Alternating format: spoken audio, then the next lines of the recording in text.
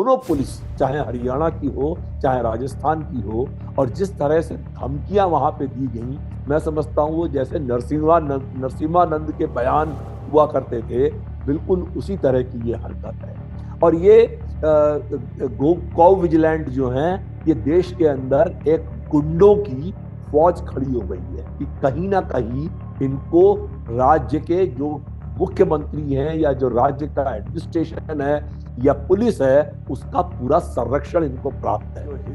हिंदू, हिंदुत्व, हिंदू राष्ट्र, इस तरह की परिकल्पना ही संविधान के खिलाफ है। जो संविधान लिखा गया है देश का, उसमें हिंदू राष्ट्र नाम की कोई चीज नहीं है। ये सिर्फ हिंदू राष्ट्र देश को बांटने की साजिश है।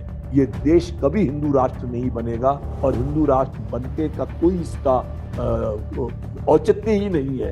वो संविधान के खिलाफ है और जो देश की जो आत्मा है उसके खिलाफ। कि ये जो विपक्षी पार्टियां हैं वो सब सिर्फ वोट बैंक की राजनीति करती हैं। उनको किसी समुदाय, किसी संप्रदाय, किसी धर्म, जाति से कुछ लेना देना नहीं है। उनको सिर्फ उनको गुमराह करके उनका वोट खींचने की हरकत करते हैं।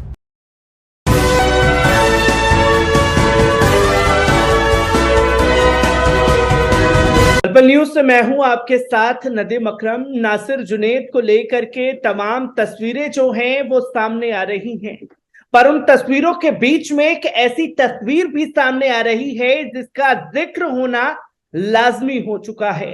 और जिक्र इसका इसलिए होना लाजमी हो चुका है जहां ये बताने की कोशिश की जाती है कि देश हिंदू राष्ट्र बन चुका है और उस हिंदू राष्ट्र में दो मुस्लिम युवकों नासिर जुनैद को जिंदा जला दिया जाता है और फिर उसके बाद हत्यारों के समर्थन में महापंचायतें की जाती हैं।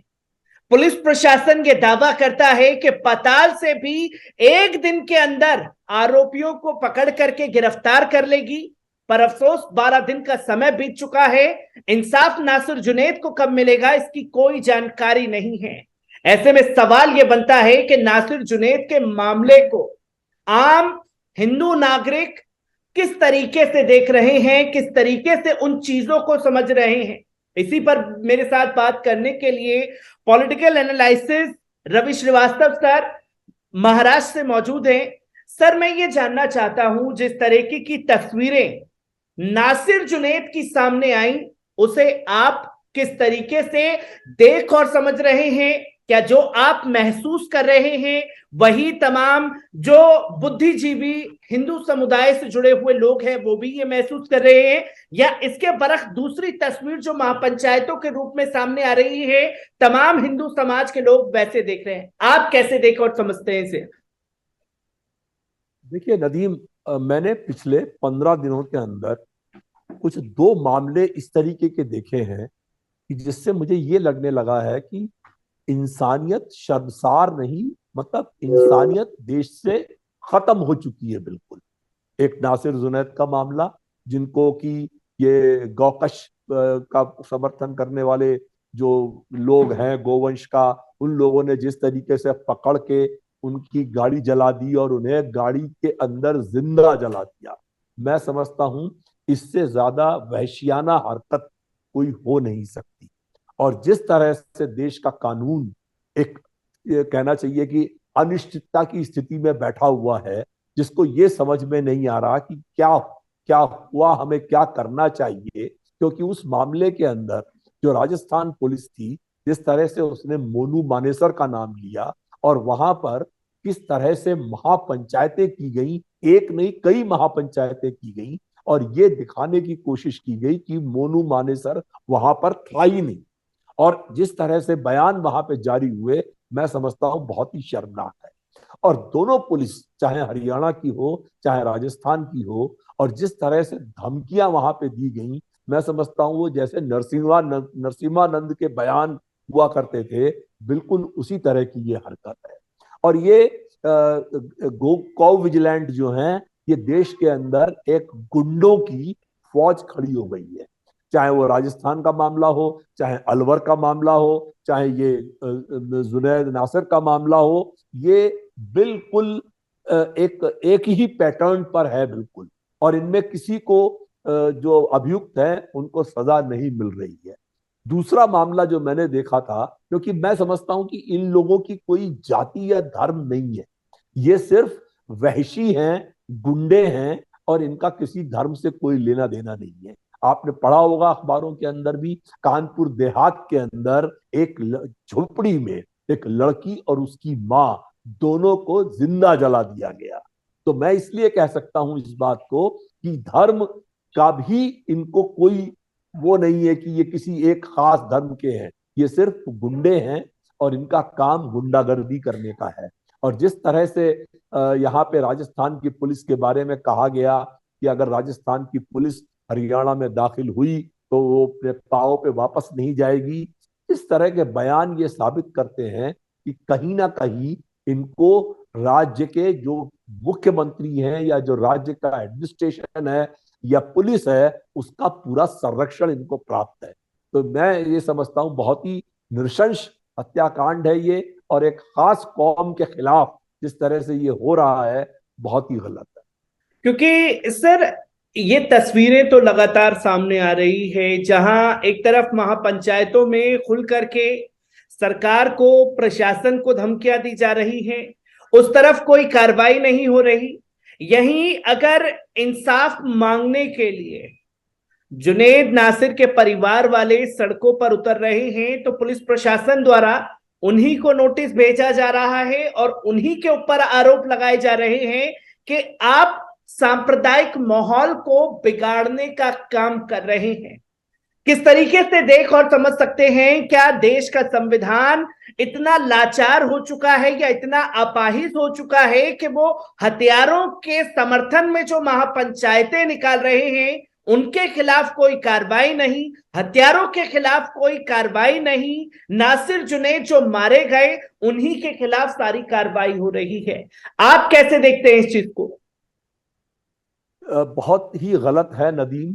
पहली चीज तो ये कि जिस तरह से ये पूरा मामला पेश आया है और जिस तरह से उनकी आइडेंटिटी तक पहले एक्सपोज नहीं की गई और बाद में सारा कुछ पुलिस ने खोला, और जब उनके लिए आवाज करने वालों पर भी दमनात्मक कार्रवाई की जा रही है, उन्हें दबाने की कोशिश की जा रही है, मैं समझता हूं कि इसका पर्टिकुलर स्टेट के कोर्ट को, राजस्थान के कोर्ट को इसका संज्ञान लेना चाहिए। मैं नहीं जानता कि देश का जो नेशनल ह्यूमन राइट कमीशन है, NHRC, वो ऐसे मामलों पर चुप कैसे बैठा रहता है। ऐसे मामलों पर तुरंत से कार्रवाई होनी चाहिए और उन राज्यों की पुलिस को नोटिस मिलना चाहिए और वो सही तरीके से इसकी जांच करें। और जैसा कि ये आपने बताया, ये आपको याद होगा कि ये कोई हरियाणा के लिए कोई नई बात नहीं है। आपको पता होगा एक वक्त में फरीदाबाद के अंदर किस तरह से बजरंग दल और ABVP और भारतीय जनता युवा मोर्चा के लोग सड़कों पे गुंडागर्दी कर रहे थे, किस तरह से राम रहीम को साल में 3-3 बार पैरोल दे दी जाती है और फिर उनसे प्रवचन करवाए जाते हैं, और देश का जो राज्य का मुख्यमंत्री है वो उनके समर्थन में खड़ा दिखाई देता है। तो आप सोच सकते हैं कि किस तरह से सरकार चल रही है इन राज्यों में। राज्य के मुख्यमंत्री खड़े हुए दिखाई दे रहे हैं, पर यहां साफ तौर पर हथियारों के साथ और उनके समर्थन में भारतीय जनता पार्टी खड़ी हुई दिखाई दे रही है।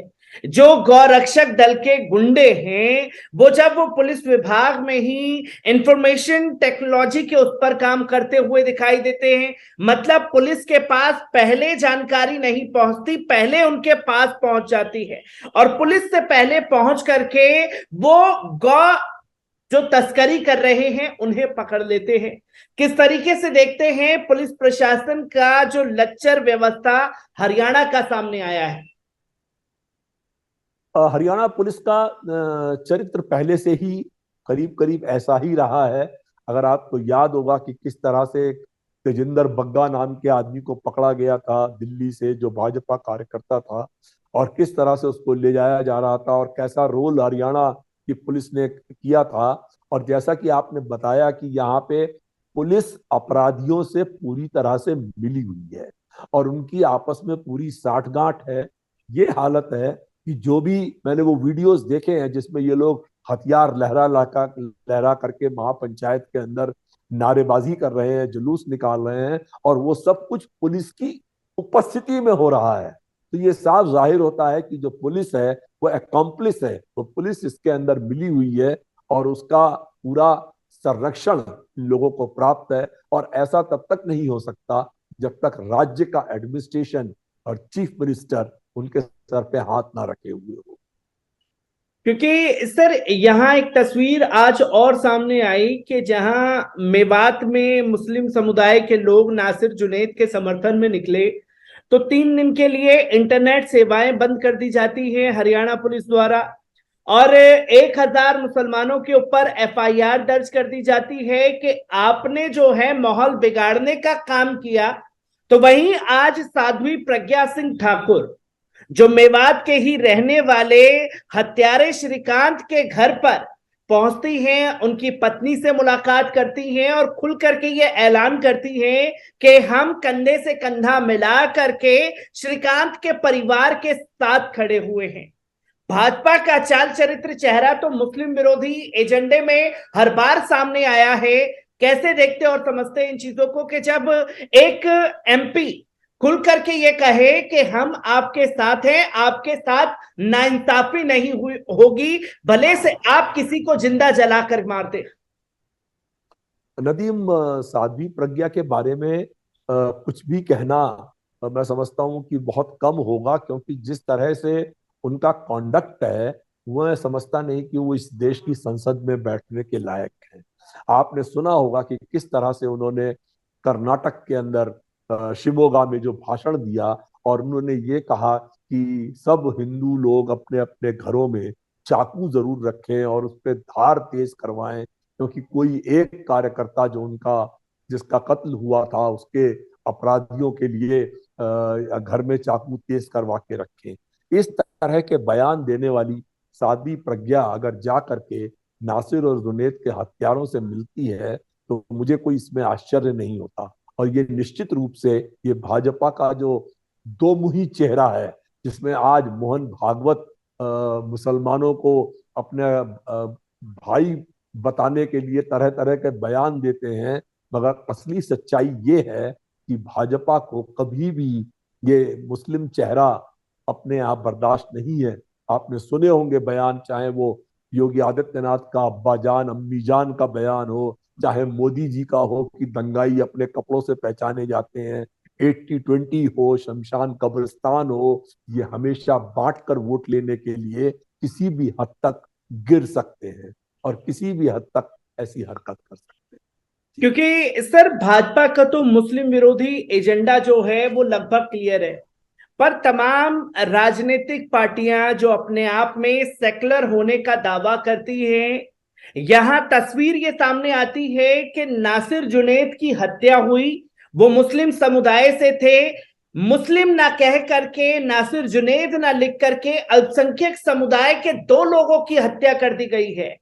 एक तरफ जब साफ तौर पर भाजपा मुस्लिम विरोधी एजेंडे पर खेल रही है, तो क्या देश की जनता, जो सॉफ्ट हिंदुत्व की राजनीति खेलने वाले लोग हैं, जो मुस्लिम को मुस्लिम कहने से शर्मा रहे हैं, क्या देश की जनता उनके साथ भी जाएगी? और अगर देश की जनता उनके साथ नहीं जाएगी, तो ये सॉफ्ट हिंदुत्व वाली जो राजनीति है कितनी खतरनाक है देश के लिए?